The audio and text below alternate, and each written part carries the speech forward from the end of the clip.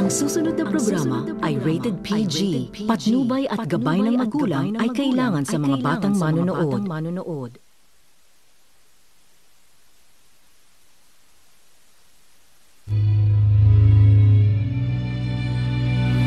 Nagluluksa ang mundo. Ngayong hapon ating ihahatid sa kanyang huling hantungan ang isang pinunong humubog sa kasaysayan ng simbahang Katolika, si Pope Francis o Jorge Mario Bergoglio.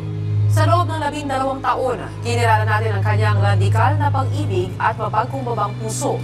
Tunay na ipinamana ng tinaguriang The People's Pope ang isang legacy ng pag-asa at pagkakaisa.